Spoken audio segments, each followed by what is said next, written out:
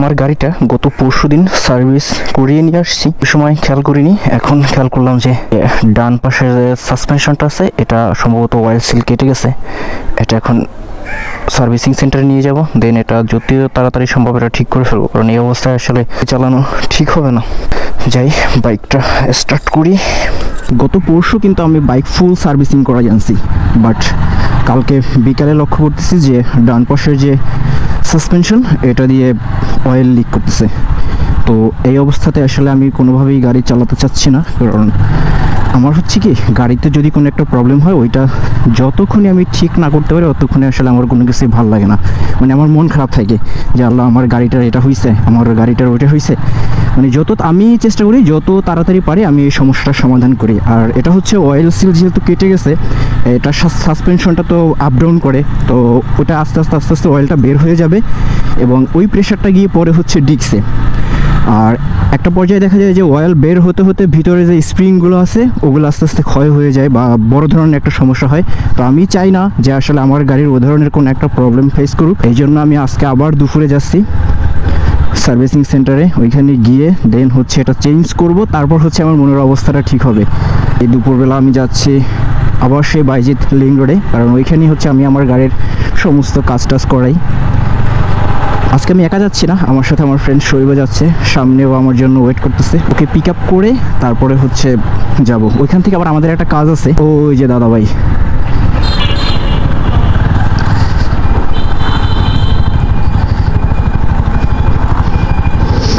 দাদা ভাই তুমি কই যাবা?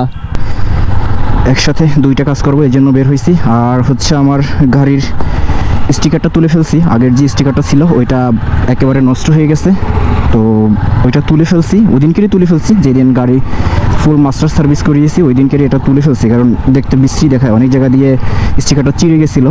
তো চোখ যেটা আছে সামনে একটা লাল কালার একটা সবুজ কালার, ওই দুইটাও চেঞ্জ করতে হবে। ওই দুইটা আছে, ওই দুইটা তুলি নেই, বাট ট্যাঙ্কির মাঝখানের যে অংশটা ওইটা তুলে ফেলছি, কারণ এটা আসলে বিশ্রী দেখায়। চৌমুহনী যেতে হবে, এটা আবার স্টিকার করাতে হবে, কারণ স্টিকার না করলে হয় কি সাদা অংশটা তো ওইটা একেবারে মানে দাগ পড়ে যায় আর লাল লাল কালার হয়ে যায়, দেখতে খারাপ দেখায়। সে যেহেতু সাদা জিনিস স্টিকার করাইলে ওই জিনিসটা ভালো থাকে। অয়েল সিল চেঞ্জ করা শেষ, এখন মোটামুটি ভালোই আছে। এখন হচ্ছে কাজ হচ্ছে পিসের ব্রেক শু এটা খুইলা তারপর হচ্ছে হালকা একটু গ্রাইন্ডিং করাই নিব, কারণ পিসের ব্রেকে একেবারেই কম ধরে। হ্যাঁ স্টিকার ছিল এখানে, ওইটা তুলে ফেলছে। এখানে ছিল, এখানে তুলছে। তো যখন এইটা যখন ইয়ে করবো না, এটা যখন করবো তখন আর একটা এখান দিয়ে লাগাইলাম, আর এই পাশে একটা লাগাম। এই যে ট্যাঙ্কি দেখো না প্যান্টের ইয়ে হইতে কেরম হয়ে গেছে, এটা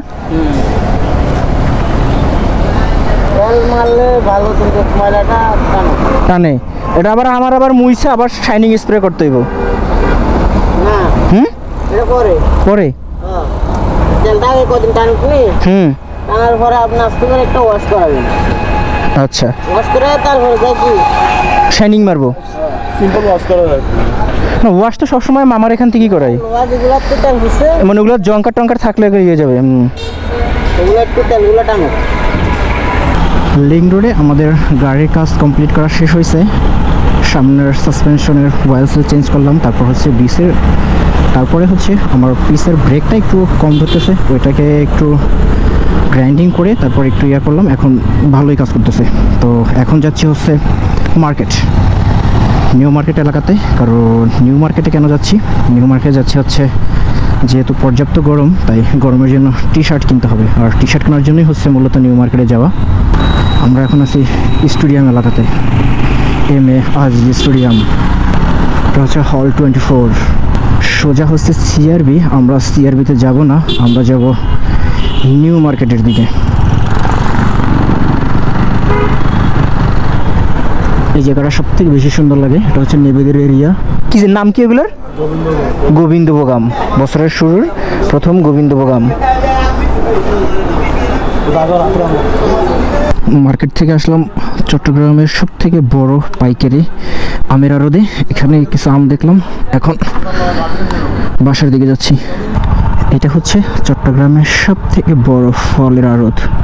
এখানে আম, জাম, কাঁঠাল, লিচু সমস্ত প্রকারের ফল পাওয়া যায়। দেশের বিভিন্ন প্রান্ত থেকে ফল প্রথম এখানে আসে, এখান থেকেই হচ্ছে আবার খুচরা পাইকারিরা যারা বিক্রি করে বা খুচরা যারা বিক্রেতা থাকে তারা এখান থেকে কিনে নিয়ে যায়।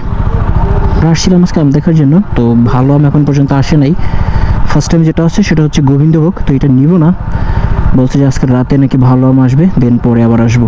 ফাইনালি গাইস গাড়ির কাজ কমপ্লিট করে দেন এখন বাসা যাচ্ছি।